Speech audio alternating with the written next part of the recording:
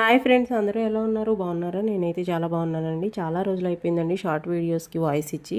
కొంచెం బిజీగా ఉన్నాను, అందుకే కుదరలేదు. ఇది వచ్చేసి సండే రోజు ఫిష్ కర్రీ చేశాను. 3 కేజీస్ చేప అనమాట. మొత్తం అంతా కూరకి ఎక్కువైపోద్దని కొంచెం ఫ్రై కూడా మ్యారినేషన్ చేసి పెట్టేసుకున్నాను. ఈరోజు లంచ్లోకి పప్పుచారు సైడ్ డిష్గా ఫిష్ ఫ్రై బాగుంటుంది కదా, అందుకే ఫిష్ ఫ్రై చేస్తున్నాను. ఫిష్ ఫ్రై తినని వాళ్ళు ఇంట్లో ఉన్నప్పుడు ఫిష్ కర్రీ కానీ ఫ్రై కానీ చేసేటప్పుడు నీచు వాసన రాకుండా ఉండాలంటే ఆయిల్ హీట్ అయిన తర్వాత ముందుగా ఇలా కరివేపాకు రెమ్మలు ఆయిల్లో వేసి ఫ్రై చేసిన తర్వాత ఇలా చేప ముక్కలు వేసి ఫ్రై చేసుకుంటే నీచు వాసన రాకుండా ఉంటుంది. నాకు నాన్ వెజ్లో ఇష్టమైంది ఫిష్ ఏనండి. మరి ఈ వీడియో చూసి మీకు ఏమి ఇష్టమో కామెంట్ చేసేయండి. ఫిష్ ఫ్రైకి చాలా తక్కువ ఇంగ్రీడియంట్స్తో ఇలా కలర్ఫుల్గా టేస్టీగా చేసుకోవచ్చండి. ఫిష్ ఫ్రై మ్యారినేషన్ నుండి ఫ్రై చేసే వరకు కూడా వేరొక షార్ట్ వీడియోలో పోస్ట్ చేస్తాను. మరి ఇంకా లేట్ చేయకుండా నేనైతే లంచ్ చేసేస్తున్నాను. మీ లంచ్లోకి ఈరోజు ఏం స్పెషల్ చేసుకున్నారో నాకు కామెంట్ బాక్స్లో కామెంట్ చేయండి ఫ్రెండ్స్. అలాగే లంచ్ చేశారో లేదో కూడా కామెంట్ చేయండి.